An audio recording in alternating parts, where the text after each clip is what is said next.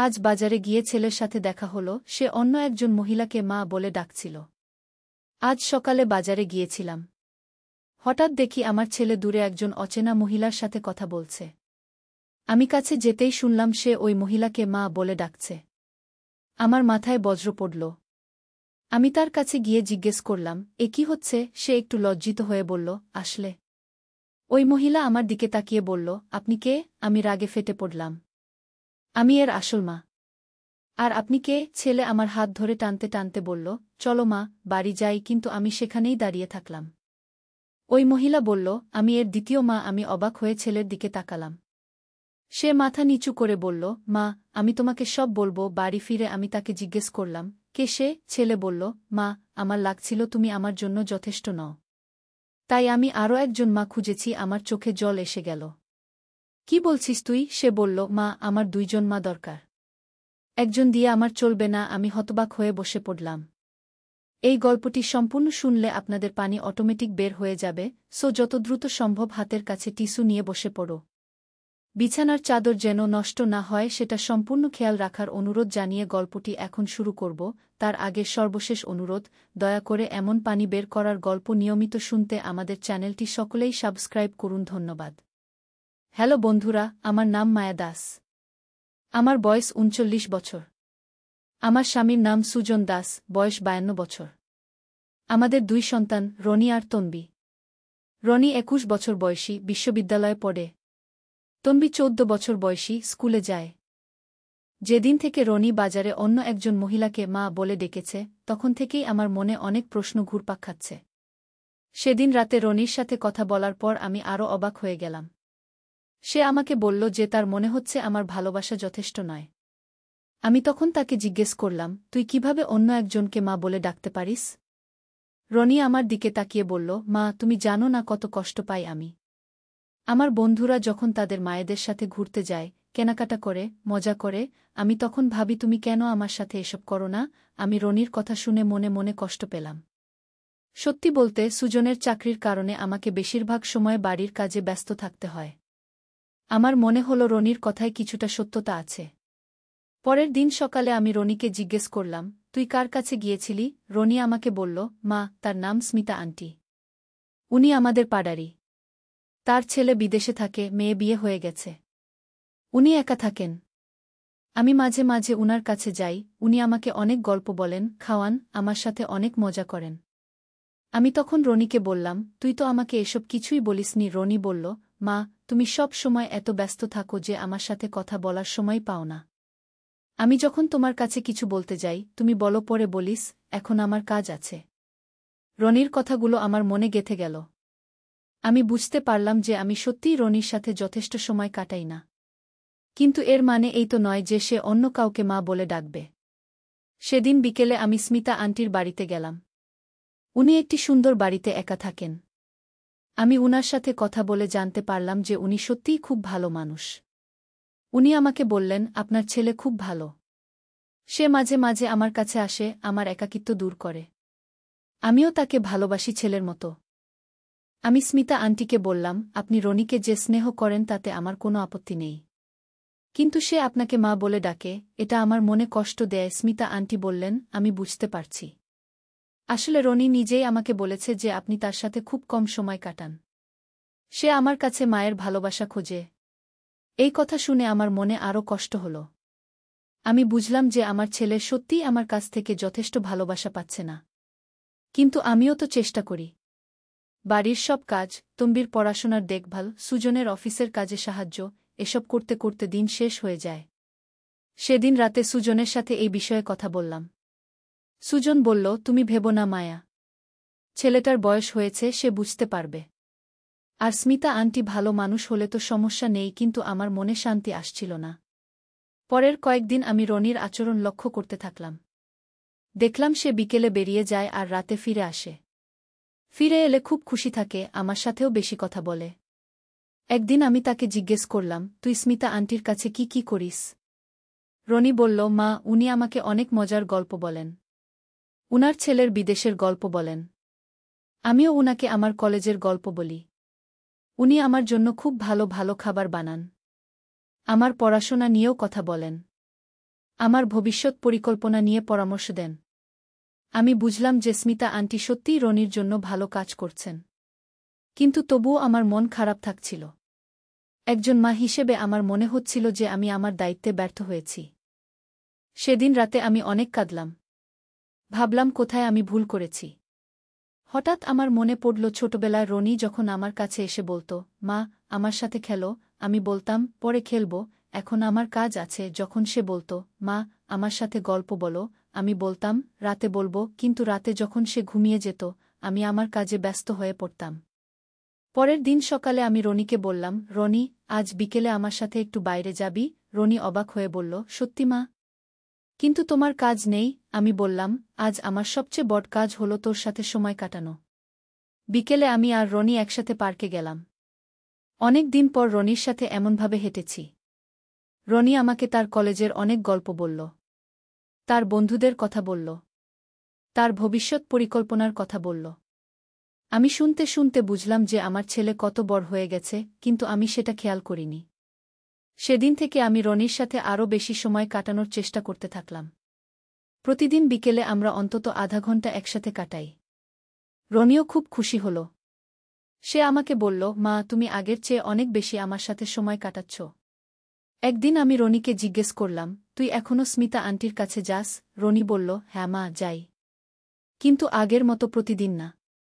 সপ্তাহে 2 দিন যাই। উনি একা থাকেন তো, তাই উনার সাথে কথা বলি। আমি বললাম, সেটা ভালো। কিন্তু একটা কথা বলবি? তুই উনাকে আন্টি বলে ডাকবি, মা বলে নয়। রনি একটু ভাবল, তারপর বলল, ঠিক আছে মা। আমি বুঝতে পেরেছি যে এটা তোমার মনে কষ্ট দেয়। কিন্তু আমার গল্প এখানেই শেষ নয়। এর কিছুদিন পর একটি অদ্ভুত ঘটনা ঘটল।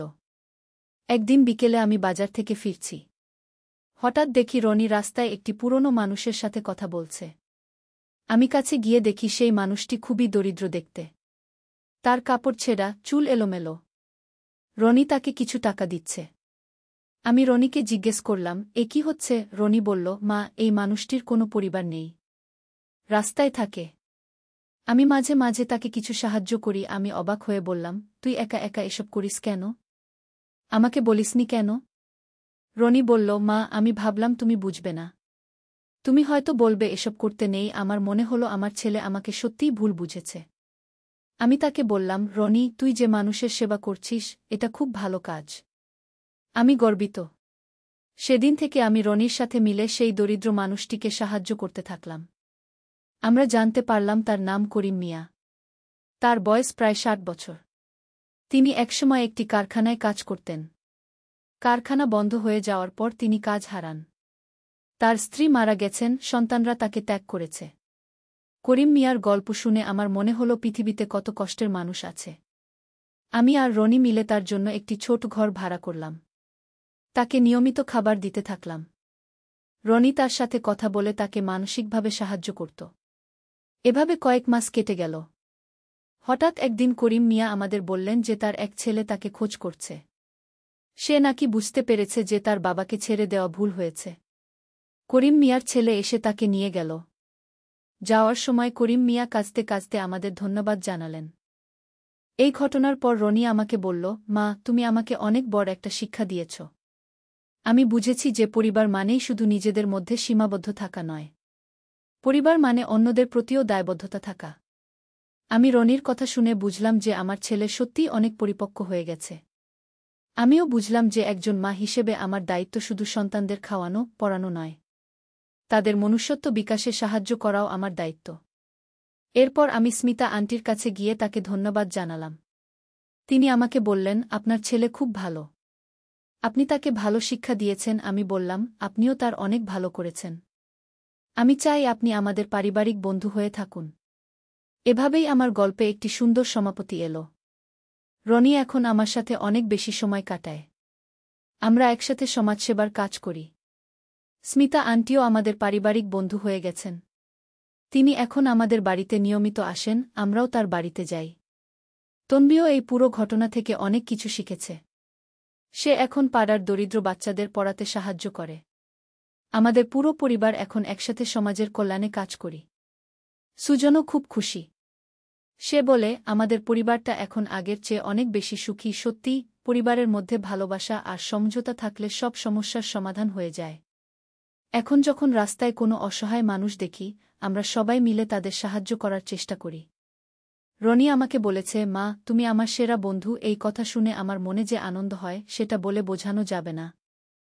আমার এই গল্প থেকে যেটা শিক্ষা পাওয়া যায় সেটা হল, পরিবারের সদস্যদের মধ্যে যোগাযোগ খুবই গুরুত্বপূর্ণ।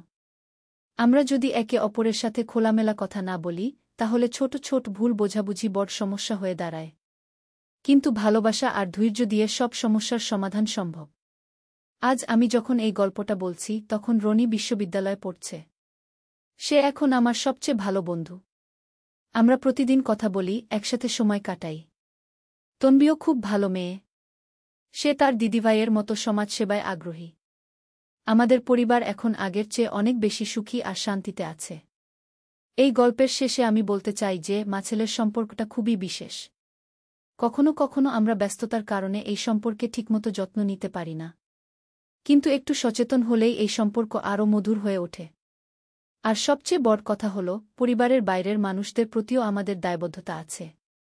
সেই দায়বদ্ধতা পালন করলে আমাদের নিজেদের পরিবারও আরও সুখী হয়। কিন্তু আমার গল্প আসলে এখানেই শেষ নয়। এর কয়েক মাস পর আরেকটি রহস্যজনক ঘটনা ঘটল। একদিন সন্ধ্যায় আমি রান্নাঘরে কাজ করছি। হঠাৎ দেখি তন্বী খুব ভয় পেয়ে আমার কাছে এসেছে। সে কাঁপতে কাঁপতে বলল, মা, আমি একটা অদ্ভুত জিনিস দেখেছি। আমি তন্বীকে শান্ত করে জিজ্ঞেস করলাম, কি দেখেছিস? তন্বী বলল, মা, আমি ছাদে গিয়েছিলাম। ছাদের কোনায় একটা পুরনো ট্রাঙ্ক দেখলাম। সেই ট্রাঙ্কের ভেতরে অনেক পুরনো জিনিস আছে। আর একটা ডায়েরি আছে। আমি অবাক হয়ে বললাম, ডায়েরি? কার ডায়েরি? তন্বী বলল, মা, আমি ডায়েরিটা খুলে দেখেছি। সেখানে লেখা আছে রমা দেবীগু। আর লেখা আছে যে এই বাড়িতে একসময় একটি মেয়ে মারা গেছে। তার নাম ছিল রমা। আমার গা শিউরে উঠল। আমি বললাম, তুই নিশ্চয়ই ভুল দেখেছিস। কিন্তু তন্বী জিদ করল যে সে ঠিকই দেখেছে। সে আমাকে বলল, মা, তুমি একবার এসে দেখো। আমি অনিচ্ছুক ছিলাম, কিন্তু তন্বীর জেদের কারণে ছাদে গেলাম। সত্যিই ছাদের কোনায় একটি পুরনো ট্রাঙ্ক ছিল। আমি ট্রাঙ্কটি খুলে দেখলাম। ভেতরে অনেক পুরনো কাপড়, কিছু গহনা আর একটি ডায়েরি। আমি ডায়েরিটি হাতে নিয়ে দেখলাম। প্রথম পাতা সত্যিই লেখা রমা দেবীগ। আর তারিখ দেখে বুঝলাম এটি প্রায় ৩০ বছর আগের। আমি ডায়েরিটি পড়তে শুরু করলাম। পরে জানতে পারলাম যে রমা ছিল এই বাড়ির আগের মালিকের মেয়ে। সে খুব অসুস্থ ছিল এবং অল্প বয়সে মারা যায়। এই ডায়েরিতে রমার জীবনের অনেক কষ্টের কথা লেখা ছিল। তার বাবা-মা তাকে ভালোবাসত, কিন্তু তার অসুখের কারণে সবাই তাকে এড়িয়ে চলত। রমা তার ডায়েরিতে লিখেছিল যে সে চায় এই বাড়িতে যারা থাকবে তারা যেন সুখে থাকে। এই ডায়েরি পড়ার পর আমার মনে হল রমার আত্মা হয়তো এই বাড়িতে আছে। কিন্তু ভয়ের কিছু নয়, সে আমাদের ভালোর জন্যই এখানে আছে। এই ভাবনাটি আমার মনে বদ্ধমূল হয়ে গেল যখন পরের কয়েকদিনে কিছু অদ্ভুত কিন্তু ভালো ঘটনা ঘটল। প্রথমত, তন্বীর পড়াশোনায় হঠাৎ অনেক উন্নতি হল।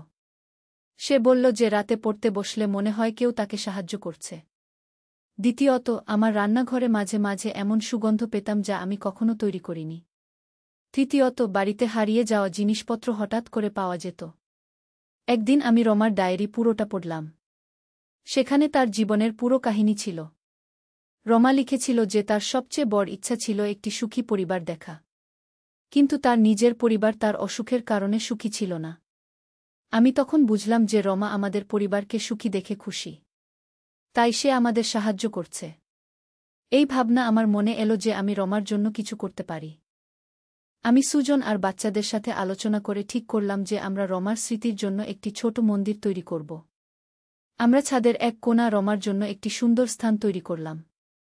সেখানে তার ছবি রাখলাম, ফুল দিলাম। এরপর থেকে আমাদের বাড়িতে আরও বেশি শান্তি নেমে এলো। রনি বলল, মা, মনে হয় কেউ আমাদের উপর নজর রাখছে, ভালোর জন্য। তন্বী বলল, মা, আমার মনে হয় রমা দিদি আমাদের বন্ধু। কয়েক মাস পর আরেকটি আশ্চর্য ঘটনা ঘটল। একদিন স্মিতা আন্টি আমাদের বাড়িতে এসে বললেন, মায়া, আমি একটি অদ্ভুত স্বপ্ন দেখেছি। আমি জিজ্ঞেস করলাম, কি স্বপ্ন? তিনি বললেন, আমি দেখেছি একটি মেয়ে আমাকে ধন্যবাদ জানাচ্ছে। সে বলছে যে আমি তার বন্ধুদের সাহায্য করেছি। আমি স্মিতা আন্টিকে রমার কথা বললাম। তিনি শুনে বললেন, হয়তো রমা আমাদের সবাইকে একসাথে এনেছে। সত্যি, রমার কারণেই আমাদের পরিবারে এত সুখ শান্তি এসেছে। এখন আমরা প্রতি মাসে রমার স্মৃতিতে দরিদ্র মানুষদের মধ্যে খাবার বিতরণ করি। রমার ডায়েরিতে লেখা ছিল যে সে চেয়েছিল মানুষের উপকার করতে। আমরা তার সেই ইচ্ছা পূরণ করার চেষ্টা করি। আমাদের বাড়িতে এখন রমার একটি ছোট্ট স্থান আছে। আমরা নিয়মিত সেখানে ফুল দিই, প্রার্থনা করি।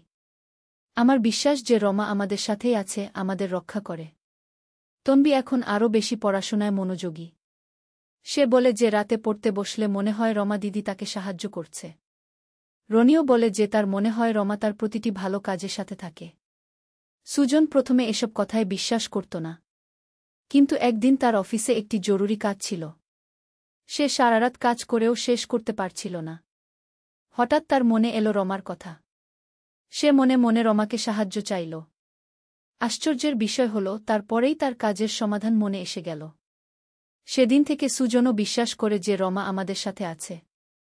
আমার এই গল্পের সবচেয়ে সুন্দর দিক হল যে এটি আমাদের শিখিয়েছে যে মৃত্যুর পরেও ভালোবাসা বেঁচে থাকে।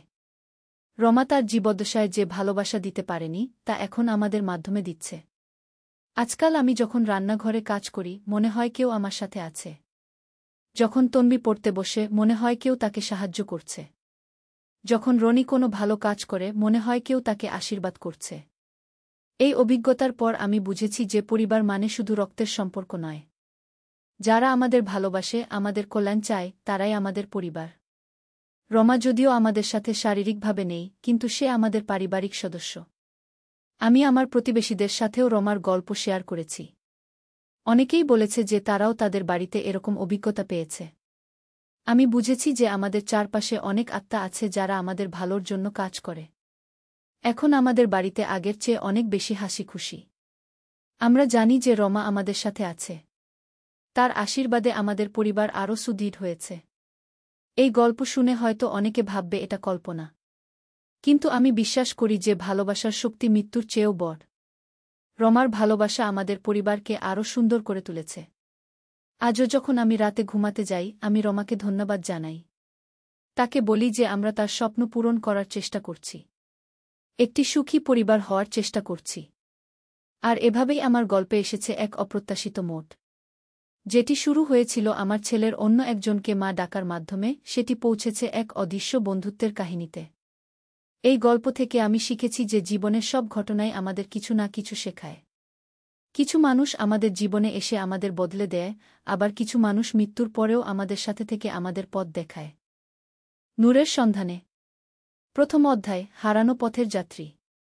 বাগদাদের এক সরু গলিতে থাকতেন আবু ইউসুফ নামের এক যুবক। তার বয়স তখন ২৫ বছর। পিতার রেখে যাওয়া ছোট্ট একটি দোকানে কাপড় বিক্রি করে জীবিকা নির্বাহ করতেন। কিন্তু তার মনে সবসময় একটা অস্থিরতা কাজ করত।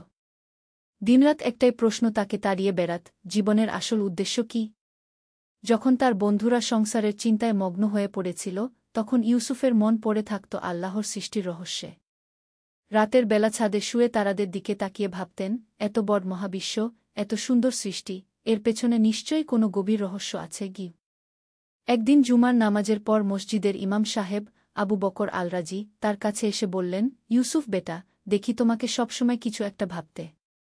কি চিন্তা করো এত? ইউসুফ সংকোচের সাথে বললেন, হুজুর, আমার মনে হয় জীবনে আরও কিছু করার আছে। শুধু দোকানদারি করে খেয়ে পরে বেঁচে থাকাটাই কি জীবনের মূল উদ্দেশ্য? ইমাম সাহেব মুচকি হাসলেন। এই প্রশ্ন যার মনে জাগে, আল্লাহ তার জন্য বিশেষ কিছু নির্ধারণ করে রেখেছেন। তুমি কি জানো আমাদের প্রিয় নবী শাহ কিভাবে হেরা গুহায় ধ্যানে বসতেন? জি হুজুর, শুনেছি। তাহলে বুঝো, সত্যের সন্ধান করা একটি পবিত্র কাজ। তবে এ পথ সহজ নয়। যারা এই পথে চলে তাদের অনেক পরীক্ষার সম্মুখীন হতে হয়। ইমাম সাহেবের কথা শুনে ইউসুফের মনে একটা আলো জ্বলে উঠল। সেদিন রাতে তিনি বাগদাদে ফিরে এসে দেখলেন তার পুরনো পাড়া প্রতিবেশীরা তাকে চিনতে পারছেন না। তার চেহারায় যে পরিবর্তন এসেছে তা দেখে সবাই অবাক। ইমাম আবু বকর আল-রাজি তাকে দেখে কেঁদে ফেললেন। ইউসুফ বেটা, আল্লাহ তোমার মুখে নূর দিয়েছেন। তুমি যা খুঁজছিলে তা পেয়েছ? ইউসুফ বিনীতভাবে বললেন, হুজুর, আল্লাহর রহমতে কিছু পেয়েছি। কিন্তু এখন মনে হয় যাত্রা শুরু হয়েছে মাত্র। তিনি বাগদাদে একটি ছোট্ট মাদ্রাসা খুললেন। প্রথমে মাত্র কয়েকজন ছাত্র এসেছিল। কিন্তু ইউসুফের শিক্ষাদানের পদ্ধতি ছিল একেবারে ভিন্ন। তিনি শুধু বই পড়াতেন না, জীবনের সাথে মিলিয়ে শেখাতেন। একদিন তার কাছে একজন যুবক এল। তার নাম ছিল আহমদ। সে বলল, উস্তাদ, আমি পাপী। আমি কি আল্লাহর ক্ষমা পেতে পারি? ইউসুফ তাকে একটি গল্প শোনালেন। এক ব্যক্তি ৯৯টি খুন করেছিল। সে একজন আলেমের কাছে গিয়ে জিজ্ঞেস করল, আমার কি ক্ষমা হতে পারে? আলেম বললেন, না। তাই সে আলেমকেও খুন করে ফেল। এবার সে আরেকজন জ্ঞানী লোকের কাছে গেল। সেই ব্যক্তি বললেন, অবশ্যই তোমার ক্ষমা হবে, তবে তোমাকে অমুক জায়গায় যেতে হবে। পথে সে মারা গেল। ফেরেশতারা তার রূহ নিয়ে বিতর্ক করল। শেষে আল্লাহ তাকে ক্ষমা করে দিলেন। আহমদ কেঁদে ফেল। মানে আমারও ক্ষমা হতে পারে? আল্লাহর রহমত অসীম। আহমদ, শুধু তওবা কর এবং সৎ পথে চলো। নবম অধ্যায়, পরীক্ষা উত্তীর্ণ। এভাবে দিন যেতে লাগল। ইউসুফের মাদ্রাসায় ছাত্রের সংখ্যা বাড়তে লাগল। কিন্তু খ্যাতি বাড়ার সাথে সাথে একটা বিপদও এল। কিছু মানুষ তাকে নিয়ে ঈর্ষা করতে শুরু করল। তারা বলল, এই ইউসুফ কোথা থেকে এসেছে? এ নিজেকে কি মনে করে? একদিন শহরের প্রধান কাজী তাকে ডেকে পাঠালেন। ইউসুফ, শুনছি তুমি নতুন নতুন কথা বলছ। তোমার যোগ্যতা কি? এটাই ছিল তৃতীয় পরীক্ষা, সাফল্যের শিখরে পৌঁছে বিনীত থাকা। ইউসুফ অত্যন্ত নম্রভাবে বললেন, হুজুর, আমি কিছুই না। আমি শুধু আল্লাহর একটি দাস। যা বলি সবই কুরআন হাদিস থেকে বলি। আমার নিজের কিছু নেই। কাজী তার বিনয় দেখে মুগ্ধ হলেন। তিনি ইউসুফের শিক্ষাদানের অনুমতি দিলেন। কিন্তু আসল পরীক্ষা ছিল আরেকটি। একদিন খলিফার দরবার থেকে খবর এল যে ইউসুফকে রাজদরবারে আলেম হিসেবে নিযোগ দেওয়া হবে। এতে প্রচুর অর্থ এবং সম্মান ছিল। ইউসুফের সব বন্ধুবান্ধব তাকে বলল, এই সুযোগ হাতছাড়া করো না। কিন্তু ইউসুফ জানতেন এটা তার আসল পথ নয়। তিনি বিনীতভাবে সেই প্রস্তাব প্রত্যাখ্যান করলেন। তিনি বুঝতে পারলেন এটাই ছিল তৃতীয় পরীক্ষার সবচেয়ে কঠিন অংশ। সেই রাতে তিনি স্বপ্নে আবার সেই বৃদ্ধকে দেখলেন। বৃদ্ধ হাসিমুখে বললেন, ইউসুফ, তুমি সব পরীক্ষায় উত্তীর্ণ হয়েছ। এবার তোমার আসল কাজ শুরু হবে। দশম অধ্যায়, আলোর বিস্তার। পরের দিন থেকে ইউসুফের জীবনে এক নতুন অধ্যায় শুরু হল। তার কাছে দেশের বিভিন্ন প্রান্ত থেকে মানুষ আসতে শুরু করল। একদিন একজন ব্যবসায়ী এলেন। তিনি বললেন, উস্তাদ, আমার ব্যবসায় প্রচুর টাকা আছে, কিন্তু মনে শান্তি নেই। ইউসুফ বললেন, ভাই, টাকা শান্তি দিতে পারে না। শান্তি আসে আল্লাহর স্মরণ থেকে। তোমার সম্পদের একটি অংশ গরিবদের দাও, দেখবে মনে শান্তি আসবে। আরেকদিন একজন মা তার অবাধ্য ছেলেকে নিয়ে এলেন। ইউসুফ সেই ছেলেটির সাথে কিছুক্ষণ কথা বললেন। কিছুদিন পরেই সেই ছেলে সম্পূর্ণ পরিবর্তিত হয়ে গেল। কিভাবে সম্ভব হল? মা জিজ্ঞেস করলেন। আম্মা, আমি তার সাথে শুধু ভালোবাসার সাথে কথা বলেছি। মানুষের অন্তর ভালোবাসা দিয়েই জয় করা যায়। একাদশ অধ্যায়, কঠিন সময়ের পরীক্ষা। কিন্তু জীবন সবসময় মসৃণ থাকে না। একদিন বাগদাদে প্লেগ রোগ দেখা দিল। হাজার হাজার মানুষ মারা যেতে লাগল। অনেকেই শহর ছেড়ে পালিয়ে গেল। ইউসুফের ছাত্ররা তাকে বলল, উস্তাদ, আমরা শহর ছেড়ে চলে যাই। কিন্তু ইউসুফ বললেন, না, এই সময়ে মানুষের বেশি প্রয়োজন। আমরা এখানেই থাকব। তিনি প্লেগ আক্রান্ত রোগীদের সেবা করতে শুরু করলেন। তিনি তাদের কুরআন শোনাতেন, দোয়া পড়ে দিতেন, ওষুধ খাওয়াতেন। একদিন তিনি নিজেও প্লেগে আক্রান্ত হলেন। তার ছাত্ররা খুব চিন্তিত হল। উস্তাদ, এখন কি করব? ইউসুফ দুর্বল গলায় বললেন, চিন্তা করো না। যা হওয়ার আল্লাহর ইচ্ছা। তোমরা মানুষের সেবা অব্যাহত রাখো। কিন্তু আল্লাহর রহমতে ইউসুফ আরোগ্য লাভ করলেন। এই ঘটনার পর তার প্রতি মানুষের শ্রদ্ধা আরও বেড়ে গেল। দ্বাদশ অধ্যায়, উত্তরাধিকার। বছরের পর বছর কেটে গেল। ইউসুফ এখন বৃদ্ধ হয়ে গেছেন। তার চুলদাড়ি সাদা হয়ে গেছে। কিন্তু তার উৎসাহ একটুও কমেনি। একদিন তার সবচেয়ে প্রিয় ছাত্র মুহাম্মদ তাকে জিজ্ঞেস করল, উস্তাদ, আপনার পর আমরা কি করব? ইউসুফ হাসলেন। মুহাম্মদ, আমি তো কিছুই না। আল্লাহর দিন চিরকাল থাকবে। তোমরা যা শিখেছ তা অন্যদের কাছে পৌঁছে দাও। সত্যের আলো নিভে যায় না। তিনি তার ছাত্রদের বললেন, মনে রেখো, তোমরা যা করবে তা আল্লাহর সন্তুষ্টির জন্য করবে, খ্যাতি বা অর্থের জন্য নয়। আর সবসময় বিনীত থাকবে। কারণ যত বড় আলেমই হও না কেন, আল্লাহর সামনে আমরা সবাই ছোটই। ত্রয়োদশ অধ্যায় শেষ দিনগুলো। ইউসুফের বয়স যখন ৭৫ বছর, তিনি বুঝতে পারলেন তার দুনিয়ার সফর শেষ হয়ে আসছে। কিন্তু তিনি মোটেও দুঃখিত ছিলেন না। বরং খুশি ছিলেন যে আল্লাহ তাকে একটি সুন্দর জীবন দিয়েছেন। তিনি তার শেষ দিনগুলো কাটালেন প্রার্থনায় এবং আল্লাহর জিকিরে। প্রতিদিন তিনি কুরআন তেলাওয়াত করতেন, নামাজ পড়তেন আর মানুষকে ভালো পথের দিকে ডাকতেন। একদিন রাতে তিনি আবার সেই স্বপ্ন দেখলেন। সেই বৃদ্ধ আবার এসেছেন। এবার তার সাথে আরও অনেক আলোকিত মানুষ। ইউসুফ, তুমি তোমার কাজ সম্পূর্ণ করেছ। এবার আমাদের সাথে চলো। ইউসুফ জিজ্ঞেস করলেন, আপনারা কে? আমরা তারা, যারা আল্লাহর পথে জীবন কাটিয়েছি। তুমিও এখন আমাদের মতো গু। পরের দিন সকালে ইউসুফের ছাত্ররা তাকে নামাজের জন্য ডাকতে গেল। দেখল তিনি সিজদায় আছেন। কিন্তু তিনি আর দুনিয়ায় নেই। সিজদারত অবস্থায় তিনি আল্লাহর কাছে চলে গেছেন। চতুর্দশ অধ্যায় চিরস্থায়ী প্রভাব। ইউসুফের মৃত্যুর খবর শুনে সারা বাগদাদ কেঁদে ফেল। তার জানাজায় হাজার হাজার মানুষ অংশগ্রহণ করল। ধনী গরিব, রাজা প্রজা সবাই এসেছিল। তার দাফনের পর মানুষেরা বলল, একজন সত্যিকারের আল্লাহর বান্দা চলে গেলেন। কিন্তু ইউসুফের প্রভাব শেষ হয়ে যায়নি। তার ছাত্ররা তার শেখানো পথে চলতে লাগল। তারা বিভিন্ন জায়গায় গিয়ে মাদ্রাসা খুল মানুষকে ইসলামের সঠিক শিক্ষা দিতে লাগল। তার প্রিয় ছাত্র মুহাম্মদ একটি কিতাব লিখল ইউসুফের জীবনী নিয়ে। সেই কিতাবের নাম দিল নূরের সন্ধানে গি। এই কিতাব পড়ে অনেক মানুষ অনুপ্রাণিত হল। একদিন মুহাম্মদের কাছে একজন যুবক এল। সে বলল, আমিও ইউসুফ উস্তাদের মতো হতে চাই। মুহাম্মদ বললেন, তাহলে তার মতো জীবন কাটাও। সত্য খুঁজো, জ্ঞান অর্জন করো, নিজেকে পরিশুদ্ধ করো আর মানুষের সেবা করো। পঞ্চদশ অধ্যায় শিক্ষা ও উপদেশ। ইউসুফের জীবনের গল্প থেকে আমরা কি শিখতে পারি? প্রথমত, জীবনে একটা উদ্দেশ্য থাকা দরকার। শুধু খেয়ে পরে বেঁচে থাকাই জীবনের মূল কথা নয়। আমাদের বুঝতে হবে আল্লাহ আমাদেরকে কি জন্য পাঠিয়েছেন। দ্বিতীয়ত, সত্যের সন্ধান করতে হলে ত্যাগ স্বীকার করতে হয়। ইউসুফ তার সব সম্পদ ছেড়ে দিয়েছিলেন জ্ঞান অর্জনের জন্য। তৃতীয়ত, কঠিন সময়ে ধৈর্য ধরতে হয়। যখন সবকিছু অন্ধকার মনে হয় তখনও আল্লাহর উপর ভরসা রাখতে হয়। চতুর্থত, সাফল্যের পর বিনীত থাকতে হয়। ইউসুফ যখন খ্যাতির শিখরে পৌঁছেছিলেন তখনও তিনি নিজেকে আল্লাহর দাস মনে করতেন। পঞ্চমত, জ্ঞান অর্জন করার পর তা অন্যদের কাছে পৌঁছাতে হয়। ইউসুফ তার সারা জীবন মানুষের সেবায় কাটিয়েছেন। ষোড়শ অধ্যায় চিরন্তন সত্য। ইউসুফের গল্প শেষ হলেও তার বার্তা আজও প্রাসঙ্গিক।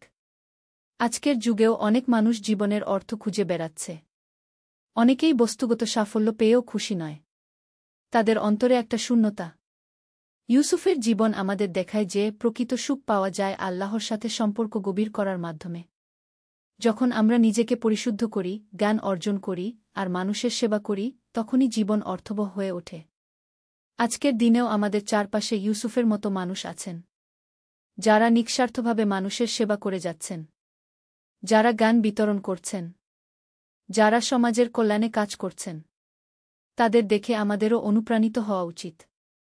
আমাদেরও ইউসুফের মতো নূরের সন্ধানী হওয়া উচিত। শেষ কথা, নূরের সন্ধানে কি এই গল্পের মূল বার্তা হচ্ছে, জীবনে সত্যিকারের সুখ এবং শান্তি পেতে হলে আল্লাহর নৈকট্য অর্জন করতে হবে। এর জন্য দরকার ত্যাগ, ধৈর্য এবং বিনা। ইউসুফের জীবনী আমাদের শেখায় যে ১. প্রতিটি মানুষের জীবনে একটি পবিত্র উদ্দেশ্য থাকা দরকার। ২. জ্ঞান অর্জনের জন্য ত্যাগ স্বীকার করতে হয়। ৩. কঠিন সময়ে আল্লাহর উপর ভরসা রাখতে হয়। ৪. সাফল্যের পর বিনীত থাকতে হয়। ৫. জ্ঞান ও আল্লাহর প্রেম অন্যদের সাথে ভাগাভাগি করতে হয়। আল্লাহ আমাদের সবাইকে ইউসুফের মতো নূরের সন্ধানী হওয়ার তৌফিক দান করুন। আমিন। এই গল্পটি কাল্পনিক, কিন্তু এর শিক্ষা এবং উপদেশগুলো কুরআন ও হাদিসের আলোকে রচিত। আল্লাহই ভালো জানেন। দীর্ঘ নামাজে দাঁড়িয়ে আল্লাহর কাছে দোয়া করলেন, হে আল্লাহ, আমাকে সত্যের পথ দেখান। আমি যদি আপনার প্রিয় বান্দা হতে পারি, তাহলে আমাকে সেই পথ দেখান।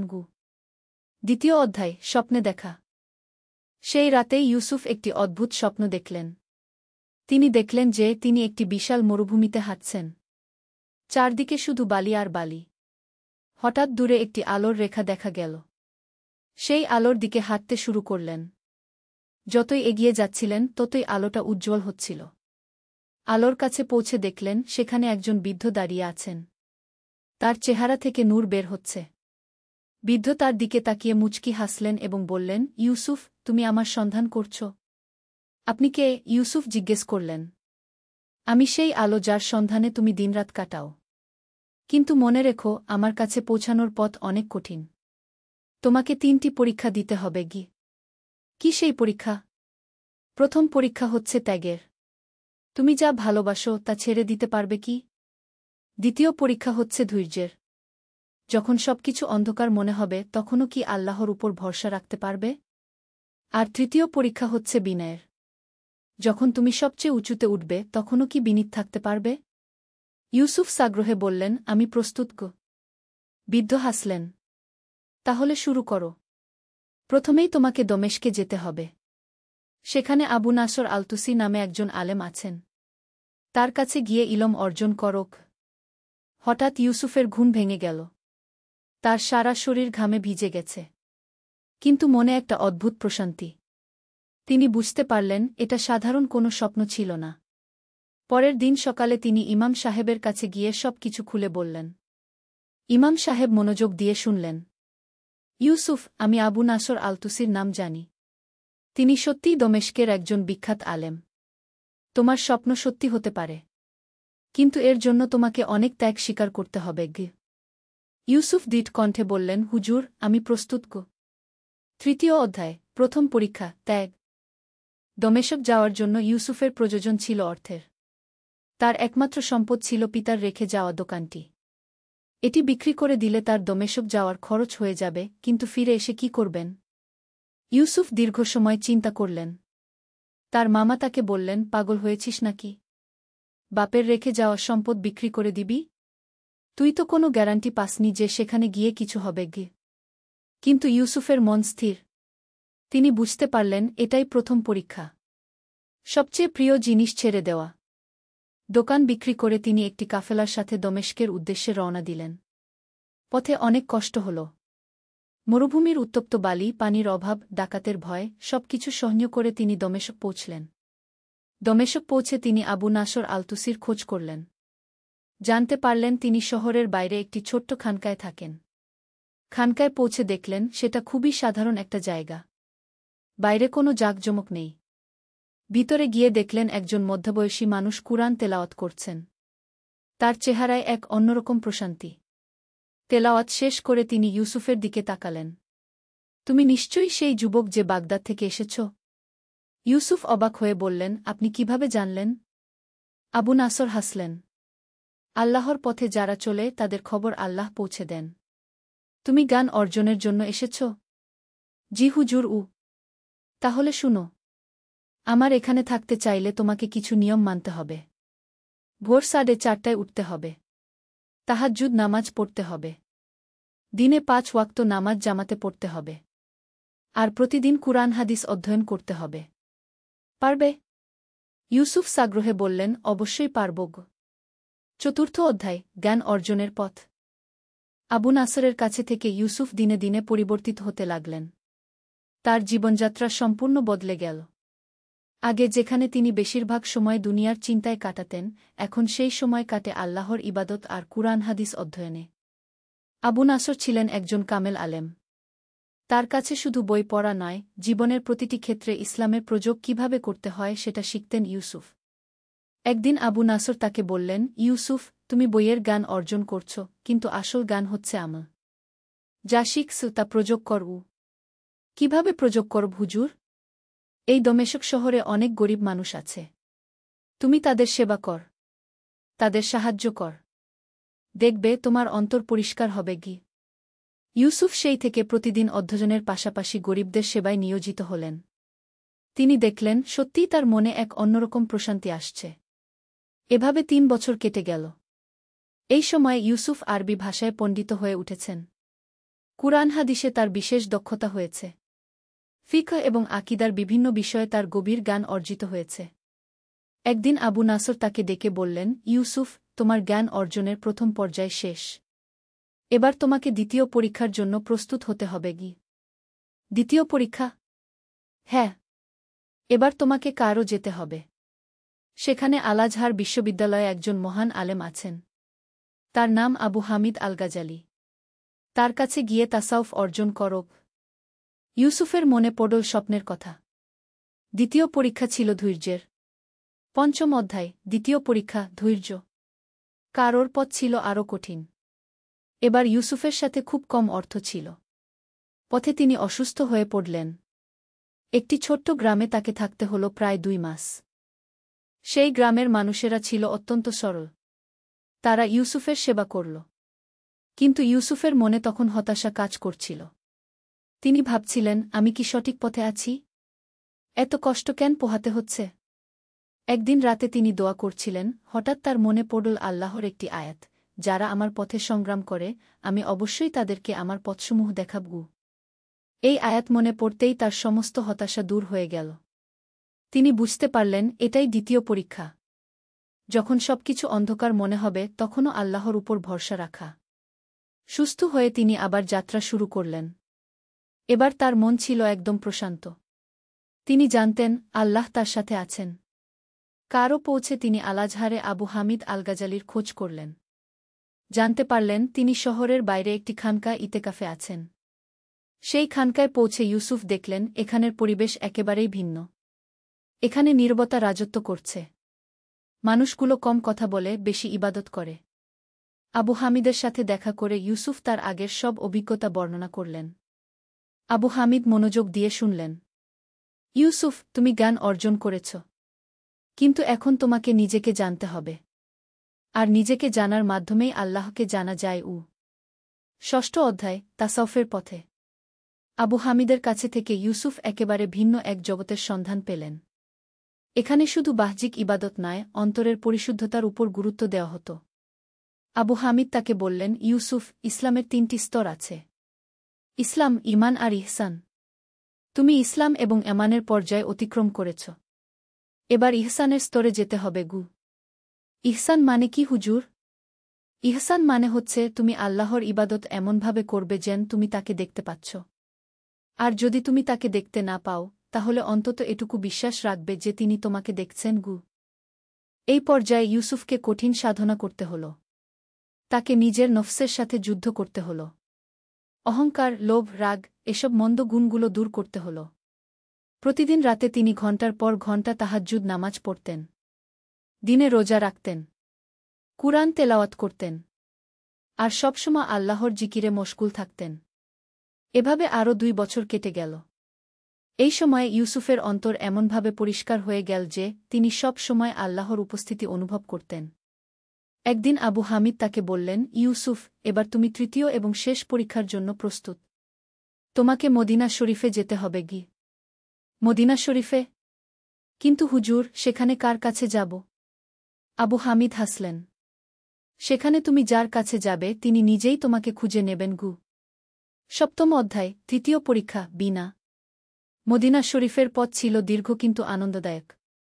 ইউসুফ জানতেন তিনি সেই পবিত্র শহরে যাচ্ছেন যেখানে প্রিয় নবী এর রওজা শরীফ অবস্থিত। মদিনা পৌঁছে তিনি প্রথমে রাসূল এর রওজায় সালাম পেশ করলেন। সেই মুহূর্তে তার অন্তরে এমন প্রশান্তি নেমে এল যা তিনি আগে কখনো অনুভব করেননি। মসজিদে নববীতে তিনি একটানা 3 দিন ইতেকাফ করলেন। তৃতীয় দিন রাতে তাহাজ্জুদের সময় তিনি একটি আওয়াজ শুনতে পেলেন। ইউসুফ! তিনি চারদিকে তাকালেন কিন্তু কাউকে দেখতে পেলেন না। ইউসুফ, তুমি তৃতীয় পরীক্ষার জন্য প্রস্তুত? এবার তিনি বুঝতে পারলেন এই আওয়াজ তার অন্তর থেকেই আসছে। আমি প্রস্তুত। তুমি এতদিন জ্ঞান অর্জন করেছ, নিজেকে পরিশুদ্ধ করেছ। এবার তোমার প্রাপ্ত জ্ঞান মানুষের কাছে পৌঁছে দাও। কিন্তু মনে রেখো, তুমি কিছুই নও। তুমি শুধু আল্লাহর একটি মাধ্যম। পরের দিন সকালে ইউসুফ দেখলেন মসজিদের এক কোণে একজন বৃদ্ধ একা বসে কুরআন তেলাওয়াত করছেন।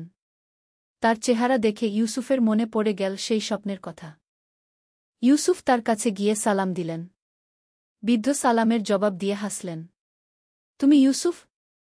জিউ, আমি আবুল হাসান আলী। তুমি নিশ্চয়ই জানো তোমাকে কি করতে হবে? ইউসুফ বিনীতভাবে বললেন, আমি আপনার থেকে জানতে চাই। তোমাকে বাগদাদে ফিরে যেতে হবে। সেখানে মানুষদের কাছে ইসলামের সত্যিকারের বাণী পৌঁছাতে হবে।